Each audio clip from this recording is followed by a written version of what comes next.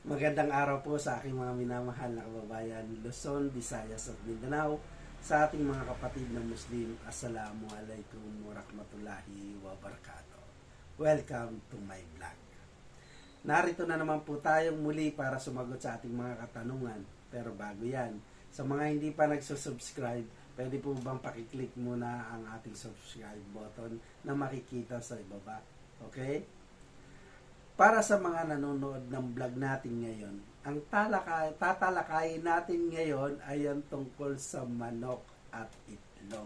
Yes, manok at itlog. Ang katanungang hindi talaga masagot-sagot hanggang ngayon. Ano nga ba ang nauna? Ang manok o itlog? Napakagandang topic niya. Pag-usapan natin ngayon yan. Ito ang aking opinion. Scientifically speaking, ang itlog ay galing sa manok. Totoo naman, di ba?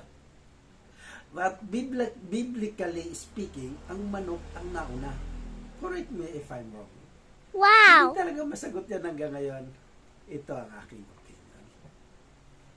Ano ba yung opinion mo dito? Teka. Ang manok ang nauna sa itlog. Ayon sa Biblia, ang nauna ang manok at sa itlog. Kasi, kung mapapanood natin sa Bible, yung Ten Commandments ay yung ano ni Moises, no? Sorry, ni Noah. Sorry. Si Noah, gumawa na siya ng arka, pinagawa niya siya ng arka ng Panginoon. Sabi, lahat ng magkakapares,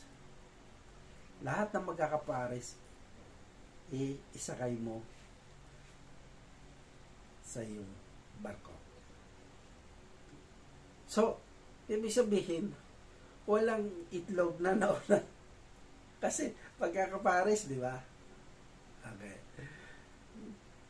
Nung dumaong na yung arka ni Noah, di ba pinalabas niya ang mga hayop na partner din. Meron pang nangitlog na or meron na rin nanganak doon sa barko ni Noah, no? Pero scientifically speaking, nauna daw ang itlog. Kasi hindi mabubuo ang manok kung walang itlog. Ito na wala po ang aking suggestion. Ano nga ba pwede kong i-suggestion?